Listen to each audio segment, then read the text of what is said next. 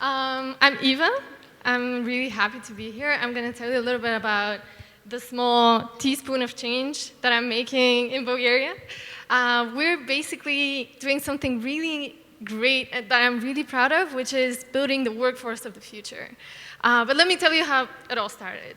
Basically, I went back to my home country in 2017, a little bit after the whole crisis with tons of refugees and asylum seekers going through the country, and I was just so ashamed about the notorious history of Bulgarian police and Bulgarian smugglers mistreating asylum seekers in my home country.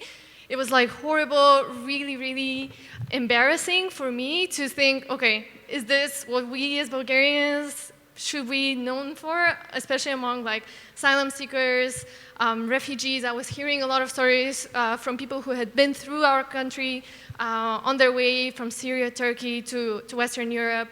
And I said, okay, something needs to be done. We need to create something that supports refugees.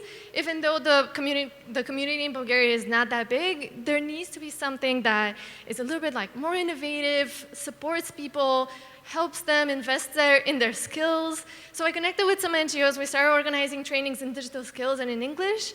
It was really great. You know, you could see that people already are gaining a lot of confidence and they're having like more options in this country that's so hostile to them. But then, you know, we were seeing that also there was a lack of attendance just because people did not manage to prioritize obtaining new skills when they were still not settled in. They did not have a job, you know, they maybe were still living in the camps. So the insight was that we had to bring, you know, the process, we had to reverse it, and we had to provide a job first for them to be able to think also, okay, what type of skills can I invest in and like, how can I improve? So this is how we decided to start like an outsourcing business. And we provide really easy and accessible job opportunities to people. We do like data collection, categorization, annotation, different types of text analysis that anyone can do even without any prior training or experience.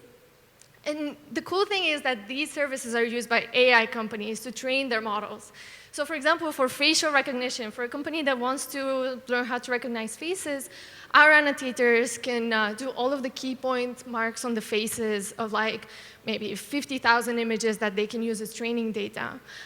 We have worked with self-driving cars companies, annotating all of their visual imagery. We have worked with drones and satellite companies that want to analyze the landscape, and our annotators are doing it manually for them and preparing that training data.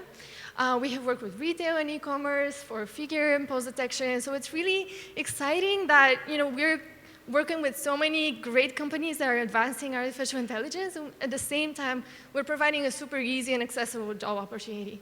So this is a little bit like what the process looks like. We're trying to automate it and make it as quick and as easy as possible for people. This is one type of like semantic segmentation of landscape for drones. Basically, this is the interface, and the person already has like the entire picture segmented into like super pixels. They just have to pick and color them and say, okay, this is like vegetation, this is, I don't know, water or whatever, so that this can be fed into the algorithm so that the drone can learn to recognize the whole landscape by itself. So basically, for example, this is some of the raw data that we received. This is an aerial image of Dubai. This is how it looks like after we work on it. So an image like this can take more than 10 hours to complete manually, but the person can earn maybe like $50 or $60 just for one image. So it's a great deal for them, and it's really exciting because we get a lot of that raw data that companies need to work on. So this is basically who we are. You know, we're using these opportunities, we're channeling them to people who need work, and it's as simple as that.